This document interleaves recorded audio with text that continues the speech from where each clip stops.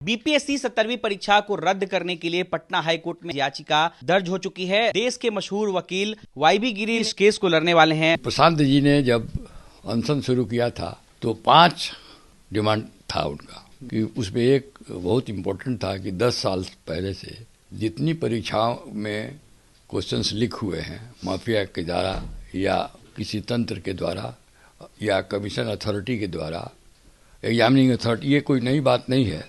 बिहार में किसी न किसी सिपाही की एग्ज़ाम से लेके पब्लिक सर्विस कमीशन के एग्ज़ाम तक क्वेश्चन लीक होता रहा है और कंटिन्यूसली सरकार फेल होती रही है, एग्जामिनेशन बॉडी फेल होते रहे हैं।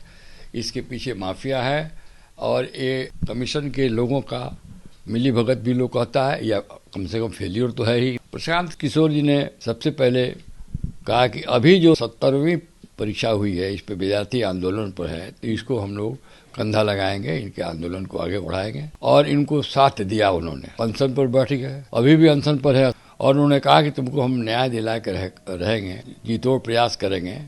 और जब एग्जीक्यूटिव फेल कर गया, कार्यपालिका से कोई न्याय की उम्मीद समाप्त हो गई, तो उन्होंने कहा और विचार रखा कि यदि विद्यार्थी चाहें तो हम लोग न्यायपालिका में उनको ले जाने में भी मदद कर सकते हैं।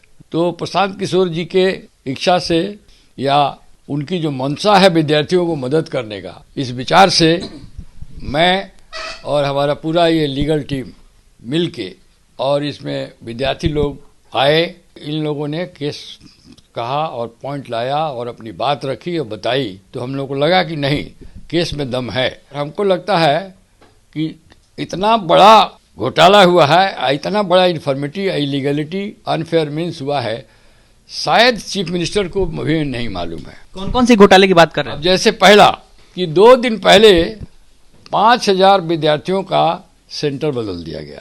इसका क्या मंशा है?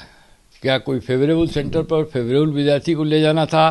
तो ये जांच का विषय बनता है। दूसरा, ये ट्विटर पर 13 तारीख को पूरे बिहार में क्वेश्चन लीक हो गया।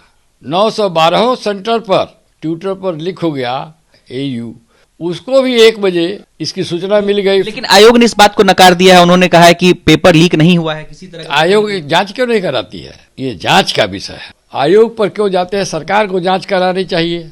आयोग तो खुद कल्प्रिट है, इन्वॉल्व है।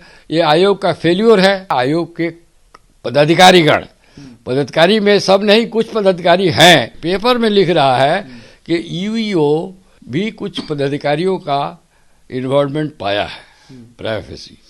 तो यूयू को भी जांच क्यों नहीं करने दिया जा रहा है? अपना ही एसओपी इन लोगों ने फॉलो नहीं किया है। 18 सेंटर्स पर तो डायरेक्ट एविडेंस है हम लोग पास, जो हम लोग लिखा है कि जहाँ गड़बड़ी हुई है, कहीं बायोमेट्रिक्स ही नहीं लिया गया, कहीं इन्विजिलेटर ही नहीं गया, कहीं 10 मिनट 15 मिनट लेट से एग्जाम शुरू हुआ। हर जगह जैमर लगाना है, तो जैमर नहीं लगा। मोर देन 50% एग्जामिनेशन सेंटर है, 912 में वहाँ पर जैमर नहीं लगा। क्यों नहीं लगा भाई? और विद्यार्थी बहुत से स्टेशनों पर मोबाइल लेके गए अंदर, अजैमर नहीं है, मोबाइल लेके गए हैं।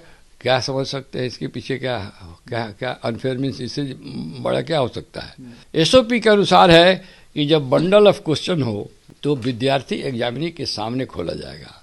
तो बाबू सभागार में 173 ही सेट ऑफ क्वेश्चन आया इन प्लेस ऑफ 192। क्यों हुआ? बापू सभागार का सुपरिटेंडेंट का डेथ हो गया, तो रिपोर्ट किसने दिया?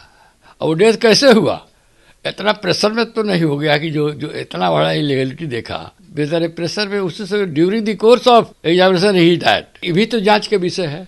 हम तो चाहते हैं कि 10 वर्षों में जितने लोग इन्वॉल्व रहे हैं अनफेयर मीन्स में, क्वेश्चन लीकिंग में, जो माफिया इन्वॉल्व हुए हैं, इसके जांच के लिए एक सेपरेट जुडिशियल कमीशन बैठना चाहिए और जुडिशियल कमीशन इसकी जांच करे और देखे कि ये एग्जामिनेशन बॉडी बिहार में क्या किया है।